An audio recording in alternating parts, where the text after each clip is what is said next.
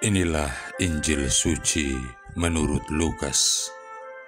Sekali peristiwa, Yesus bersabda, "Celakalah engkau Korazim, celakalah engkau Betsaida, sebab seandainya di Tirus dan Sidon terjadi mujizat-mujizat yang telah terjadi di tengah-tengahmu, sudah lama mereka bertobat dan berkabung.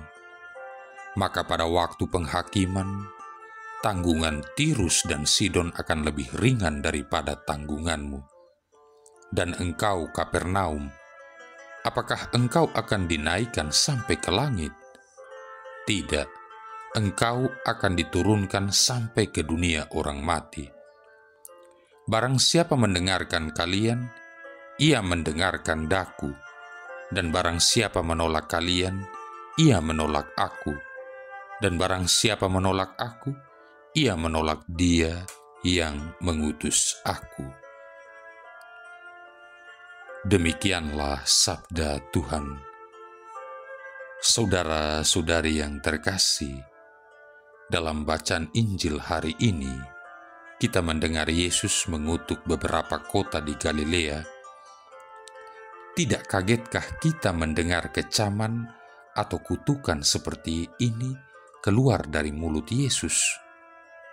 Rasa-rasanya ini bukanlah Yesus yang menegur dua bersaudara, anak Zebedeus, Yakobus dan Yohanes, ketika mereka menyarankan kepada Yesus untuk membinasakan penduduk sebuah desa Samaria yang tidak mau menerima Dia.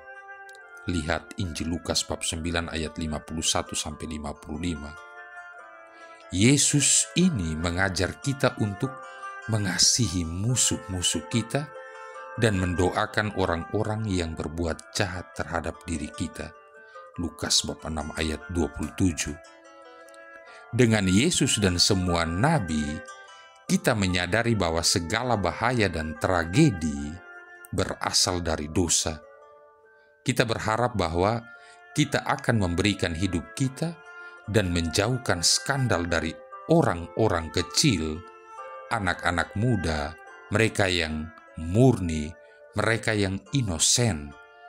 Kita berharap bahwa kita akan marah ketika orang-orang yang inosen dijahati.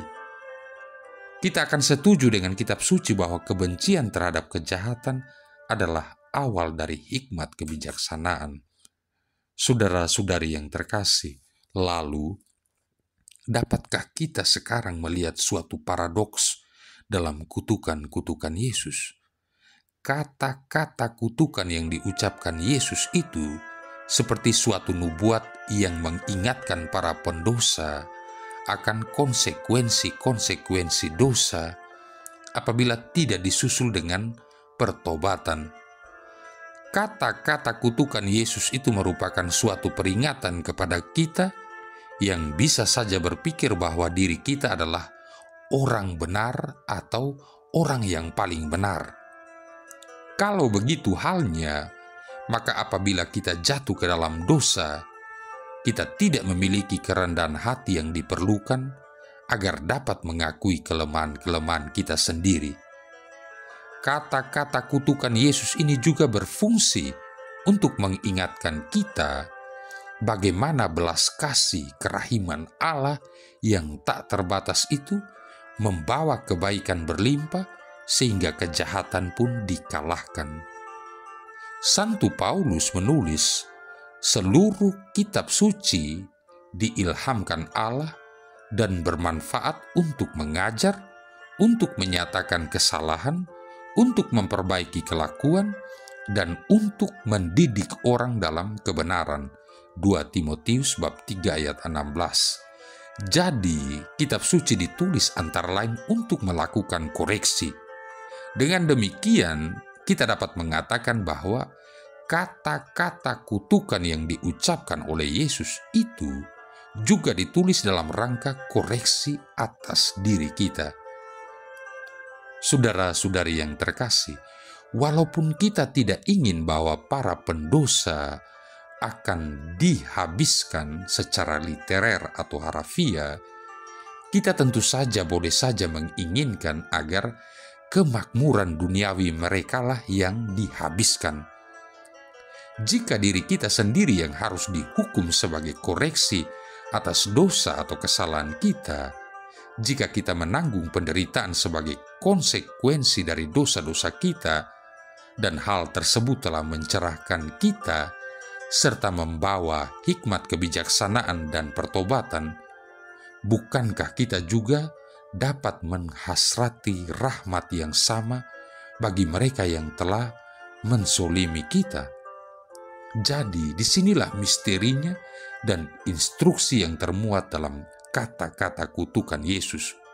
Bukan hanya berkat-berkat dari Allah, namun juga kutukan-kutukan yang terinspirasikan tersebut akan menyelamatkan kita jika kita memiliki hikmat kebijaksanaan untuk mengacukan pesan-pesan yang termuat dalam kata-kata kutukan Yesus itu.